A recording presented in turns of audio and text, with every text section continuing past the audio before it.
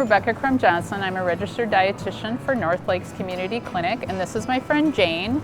And we're at Super One in Ashland, and we're going to do a little grocery tour.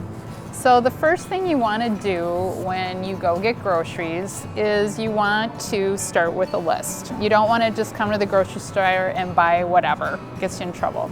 I have a hand list here, but you also can get lists off the internet and to help you get organized. And of course, there's an app for that. So you can always do the app. So when we're getting our groceries, we want to use build our grocery list around a healthy plate.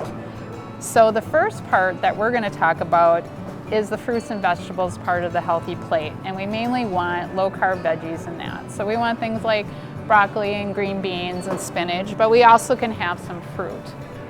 You also want to look at what's your portion size on fruit, because this is an apple and this is an apple. So you want to kind of go more towards like what's the smaller size and not go so large. You can see that there's a lot of color in fruits and vegetables, and the color matters. And vegetables in particular have lots and lots of nutrition for very few calories. So that's one of the reasons they're so important. They can give you potassium, and they can give you calcium, and they can give you all of this great stuff, vitamin C, and their color is important because it gives you antioxidants, which really helps us keep healthier, and that keeps down our inflammation. And that's why you want half on a plate? Yeah, you want half the plate because they will give you the most nutrition out of all the foods. Nice. Okay. Okay?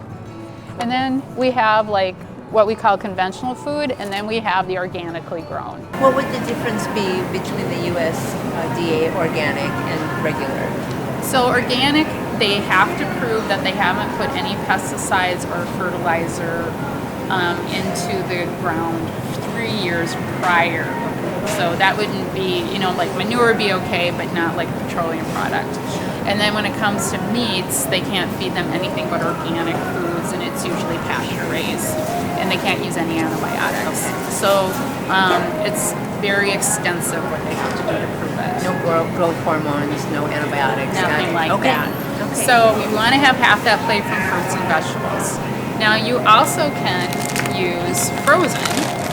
So that's okay if you want to do the frozen, or frozen, like I have blueberries here and green beans. So why would frozen be okay? Wouldn't the fresh be a little better for you? Well, one of the issues is that when you have a green bean like this and it's coming from someplace like California, it has to travel really far, and it loses some of its nutrition when it travels. Sure. So when it gets frozen, it goes from the field, gets frozen, and gets sent to us, and that captures the nutrition. Nice. So often we like, fresh vegetables better because of the taste, but the frozen can be financially a better option and nutritionally a better option.